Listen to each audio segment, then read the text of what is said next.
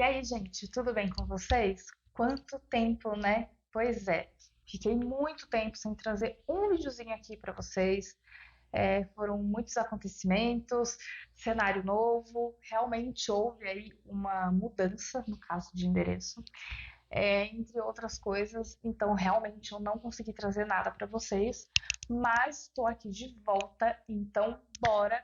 Então já fica aí no vídeo, né? Se inscreve no canal, curte, compartilha, segue também no arroba, tudo isso aí que vocês já conhecem. Então fica aí no vídeo de hoje.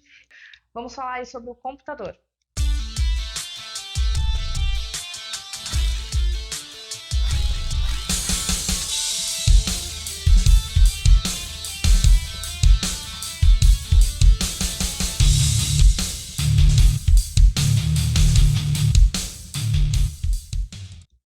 Então, gente, normalmente, né, quando a gente fala de alguma invenção, né, alguma coisa do tipo, a gente já logo associa a uma pessoa específica, né? Quem criou isso, quem criou aquilo, enfim. Porém, no computador não foi exatamente dessa forma, não teve só uma pessoa responsável pela criação e tudo mais. E ele também não foi criado da forma que nós conhecemos hoje, né? Um computador de mesa, um notebook, é, com toda essa interface gráfica, enfim, não foi nada disso. Então eu vou explicar aqui para vocês um pouquinho, né? Vou dar uma resumida aí em como que foi todo esse processo. Então, tudo isso, na verdade, começou, se iniciou com a necessidade, é claro, né? Na Segunda Grande Guerra, que foi quando os alemães, né? Os alemães estavam aí com essa loucura, com esse tal de raça ariana, essa coisa toda, né? Então, enfim, fazendo várias atrocidades aí, né? Mundo afora. Então, os britânicos, eles sentiram a necessidade de estar um passo à frente dos alemães, né? Quem sabe conseguir surpreender eles em algum território, alguma coisa do tipo. Mas eu vou falar para vocês, era muito difícil você conseguir pegar os alemães e você se antecipar a alguma ação deles. Era muito difícil. Por quê? Os alemães, eles gostavam muito de tecnologia, eles usavam muitas coisas a favor deles. E o que acontece? É, os generais, enfim, eles, quando eles iam se comunicar, né? Então, vamos supor, um está numa cidade, um está em outra cidade ou em outro país, eles não simplesmente fazia um telefonema ou mandava uma carta, um telegrama, sei lá. Eles não faziam dessa forma, porque qualquer pessoa podia interceptar a ligação deles, a carta, o telegrama, enfim, qualquer coisa consequentemente, a descobrir, né, quais eram os planos deles.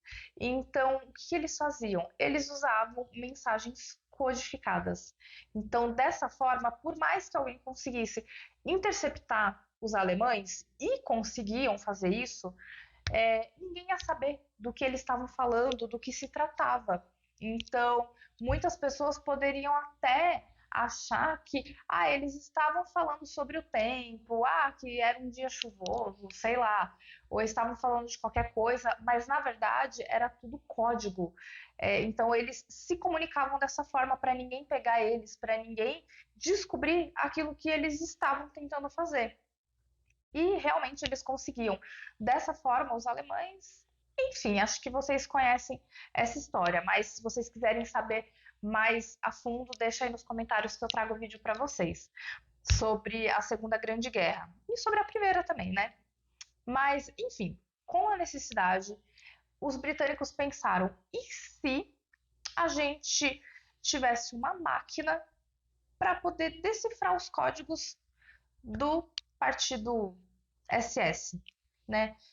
Se a gente conseguisse quebrar esses códigos e conseguir descobrir sobre qual assunto eles estão falando, o que eles estão planejando, a gente vai conseguir surpreender eles, a gente vai conseguir se antecipar em alguma ação dos nazistas. Então, foi exatamente isso que eles fizeram. Então, dessa forma, entrou aí na jogada o Alan Turing, um grande matemático. Ele, na verdade, liderou uma equipe. Então, essa equipe eles criaram uma máquina chamada Colossus. Então, essa máquina era exatamente dessa forma.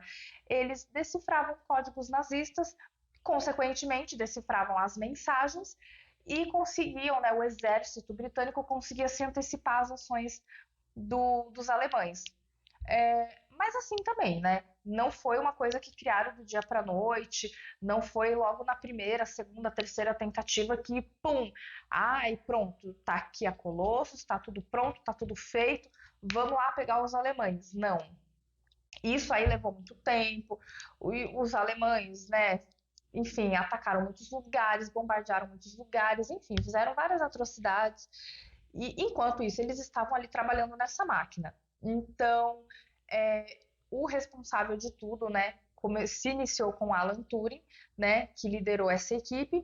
Mas antes de falar das pessoas, né, que estiveram envolvidas aí em alguns processos, né, porque o Alan Turing e a equipe dele, eles criaram a Colossus. Da Colossus, na verdade, foi um precedente para ir criando outras máquinas e se atualizando e criando coisas novas, enfim, até chegar o que a gente conhece hoje. Mas antes de falar das pessoas, né, as grandes mentes que fizeram isso, vamos falar aí dos modelos de computadores que existiram até os dias de hoje, né, até o que a gente conhece hoje, o formato que a gente conhece hoje, né, e que nós temos na nossa casa. Porque sim, quando tudo começou não era comum ninguém ter computador em casa, nunca. Então, vamos começar aí pelo primeiro modelo da nossa lista, que é o ENIAC, né? O Electronic Numerical Integrated and Computer. Foi o primeiro computador eletrônico digital de grande escala, concluído em 1946. O ENIAC era enorme, ocupando uma sala inteira e foi usado principalmente para cálculos científicos e militares. Seguindo aí na nossa lista, temos UNIVAC, Universal Automatic Computer One, construído em 1951. Foi o primeiro computador comercialmente disponível nos Estados Unidos. Foi usado para aplicações empresariais como processamento de dados e previsões meteorológicas. Seguindo a nossa lista, temos IBM 650, lançado em 1954. Foi um dos primeiros computadores de grande sucesso comercial. Era um computador de processamento de dados que usava fitas magnéticas para armazenamento. Próximo é o IBM System 360, introduzido em 1964. Foi uma família de computadores projetados para serem compatíveis entre si.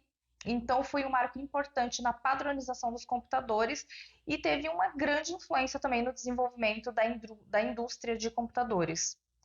Apple I e Apple II, lançados em 1976 e 1977, respectivamente, pelo cofundador da Apple, Steve Wozniak. E sim, não é o Jobs, existia outro Steve também além dele. O Apple II foi um dos primeiros computadores pessoais de sucesso e ajudou a popularizar o uso de computadores nas residências e nas escolas. IBM Personal Computer, lançado em 1981, foi um computador pessoal mais influente da época e estabeleceu um padrão para muitos dos computadores pessoais que vieram depois. O IBM PC ajudou a impulsionar toda essa indústria de computadores pessoais. Commodore 64, lançado em 1982, foi o computador pessoal mais vendido da história, com mais de 17 milhões de unidades vendidas. Era popular para jogos e programação doméstica. Macintosh, introduzido pela Apple em 1984. Foi um computador pessoal com uma interface gráfica do usuário revolucionária, usando o mouse. O Macintosh teve também um impacto significativo no design dos computadores pessoais. Então agora eu vou falar para vocês algumas pessoas que fizeram parte de toda essa criação e desenvolvimento dos computadores, tá? Então, começando aí a nossa lista com Charles Babbage, tá? Um matemático e inventor britânico que projetou a máquina analítica no século XIX. Embora nunca tenha sido construída durante sua vida, é considerado um precursor dos computadores modernos.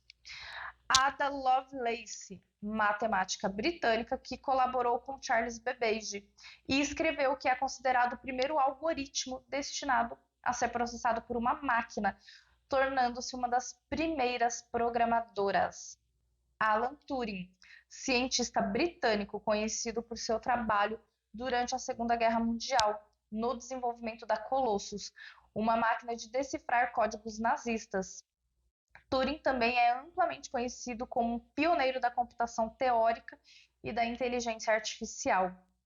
John von Neumann, matemático e cientista da computação húngaro-americano, que contribuiu para o projeto de desenvolvimento dos primeiros computadores eletrônicos digitais, como o EDVAC e o IAS. Ele também formulou o conceito de arquitetura de computadores conhecido como arquitetura de von Neumann.